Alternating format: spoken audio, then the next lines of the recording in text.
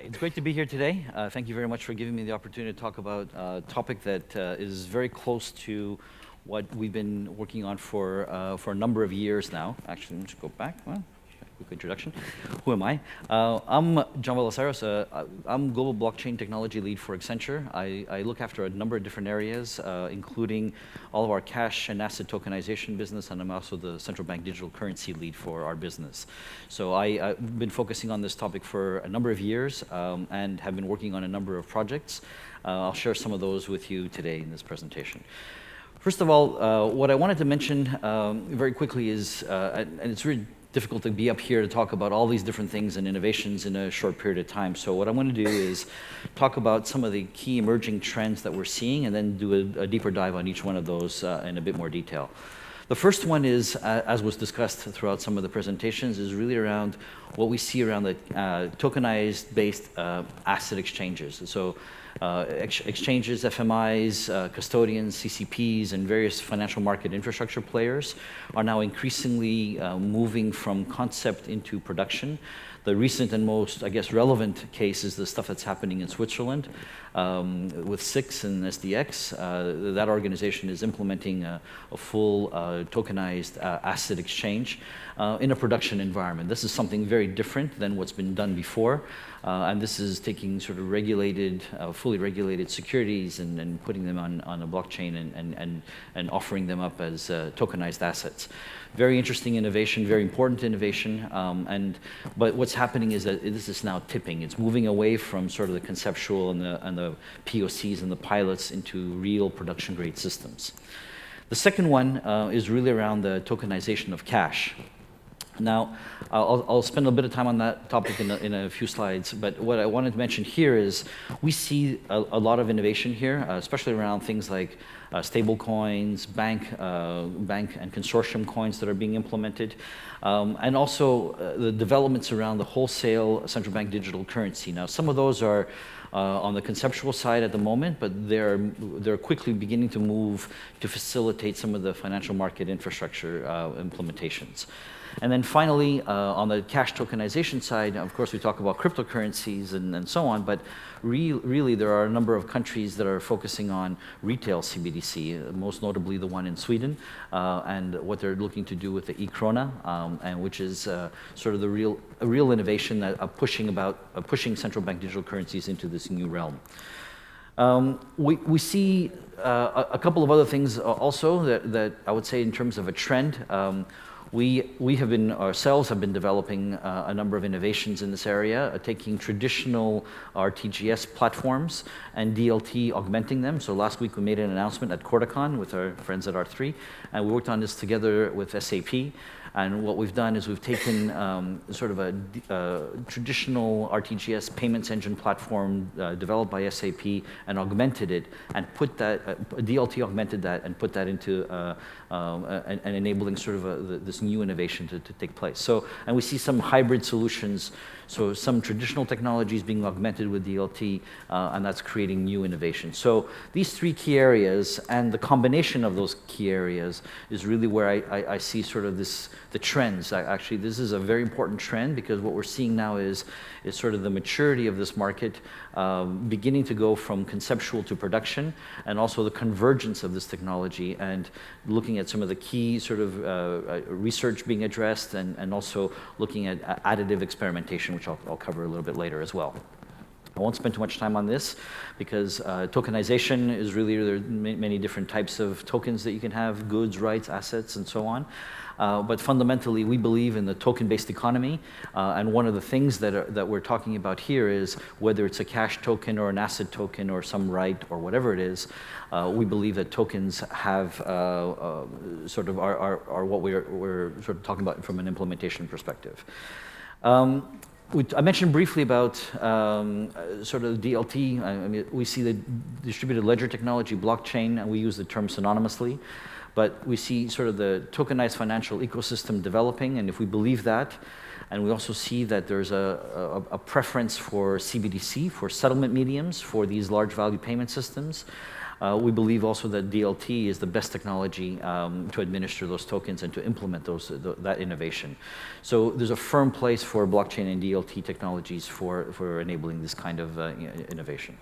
In the interest of time, I'll probably skip over this a bit, but all I want to mention here is that we look at the taxonomy of assets or digital assets and focus specifically on either payment token or security token in the work that we've been doing. This slide is very busy. We've worked with a lot of custodian organizations around the world, and what we looked at is how does a financial market infrastructure get impacted by DLT technology? And we spent a lot of time looking at this, a lot of very bright minds in the room when we were developing this over a long period of time.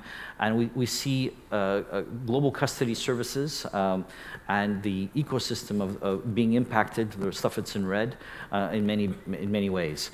So there are areas, of course, that it isn't impacted, but there are clearly a number of areas that are red and amber, as you can see in the diagram here. The future of the security services value chain, we see many different things. We talk a little bit about assets and cash and settlement and so on, but there's also the concept of corporate actions. So everything around ownership, warrants, proxy voting, there's a lot of applications around that you can look at from a DLT point of view. We talk here about sort of the exchanges and what's happening in the exchange world. On this slide is a project that we did together with R3 and Bank of Canada, TMX, and Payments Canada. And the idea here is that we're seeing now the convergence of assets and cash on a single ledger, where central bank money and securities are actually placed on a single ledger and then exchanged. And this is then the genesis of many of these different projects. I was the project lead for that engagement, and there's a lot of other engagements that follow, or a lot of other projects that followed since then. But the idea here is that this is bringing together both the asset and the cash leg in order to enable optimized DVP and settlement. As some of the presenters in the previous session talked about, we see currency as a fundamental part of this ecosystem. And if we believe that something has, we need to have three different sort of characteristics in order for something to be, trusted in such an ecosystem. One is the intrinsic value of the token or the currency token that's being exchanged, the credibility of the issuer, and the functionality that it provides. And as a result of that, what we don't see happening in the absence of CBDC, we see a lot of other alternatives popping up. We see digital coins and cryptocurrencies, non-bank coins, stable coins, bank coins, and consortiums that are popping up because central banks are not filling that role at the moment, but with increased pressure, we believe that that will be an area that central bank money would actually play a very key role.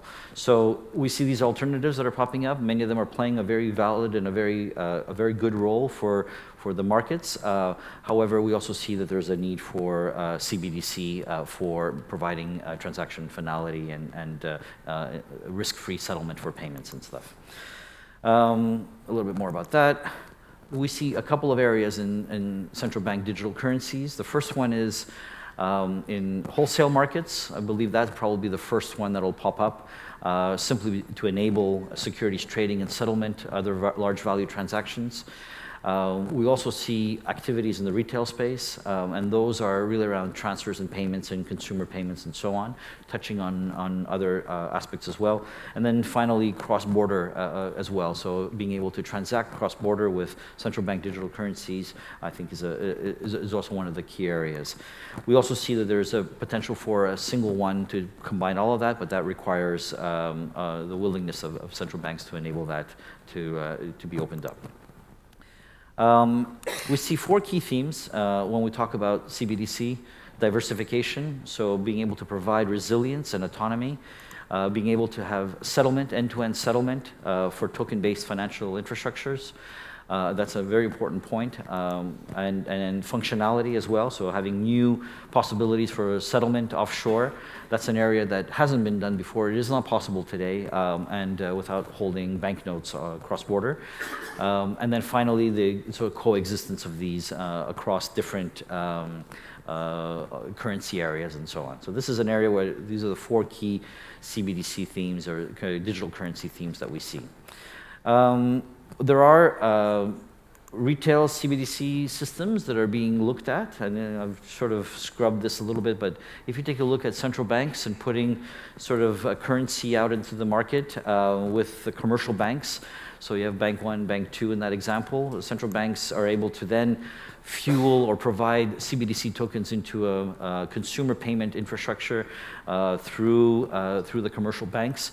And then we see that as a development as well, and then sort of being able to convert currencies that are held by depositors into tokens, and then putting them into a number of endpoints, including wallets that are held by the end consumers. So this is building up sort of what we see in terms of CBDC ecosystems. This is primarily a retail proposition, with the last bit at the end being sort of the wholesale settlement, because actually once you have a retail one, you can easily implement that into a wholesale system. Token-enabled systems, I mentioned this briefly. We talk about RTGS platforms before. We've been working with SAP and R3 on doing an integration of a traditional RTGS platform payments engine by SAP. And what we've done is basically DLT-enabled, token-enabled the RTGS platform in such a way that banks can send traditional payments through the RTGS, but then can also tap into tokenized payments and be able to transact peer-to-peer with each other, or token to traditional or traditional to token-based, and so on. So we believe that this removes the friction of adoption, and we see the viability of this as a potential alternative for being able to go out and deploy such solutions in the market. It's a bit more about what that is. This is the same of what I just described before, but as you can see, when you build this thing up, there's an opportunity to move tokens between banks and ultimately consumers or merchants or organizations from one entity to the next using this kind of a system. And here what we refer to is sort of no new money is being created. These are reserve accounts that are held, that are then tokenized and moved, the tokens are moved basically from party to party. The convergence, projects are basically building on each other. So all the stuff that you've seen, Jasper, Ubin, the various Coca projects and Stellar projects and so on, all of those things basically are building on each other. We saw a convergence of that last year. Actually, the Singapore FinTech Festival last year when we were there, we presented that, the Jasper Ubin engagement and the project and the work and the report work that was done. This is great news because basically we're standing on the shoulders of giants. What we're doing is we're building on top of all this learning and enabling sort of others to develop new things. This is a bit more about that. Finally, I just want to mention that a couple of years ago, this chart was pretty much gray. What I've been seeing in the last couple of years is more and more activity, from interest to research to experimentation and all the way through to implementation. This is just a sampling of the stuff that we've seen, but this is work from the stuff that we know that's going on, and this is from the stuff that we know that our partners are working on, and research that we've been conducting publicly as well. All these are all public references. So there's a lot of stuff that's not on this chart, which is very interesting, but fundamentally what I'm saying is that on this, there's a lot of activity, and we expect this to be going into production at any point in the very near future. So the financial ecosystem 2.0, I think, is already here. We just need to, I guess, look at and find it in the market today. Thank you.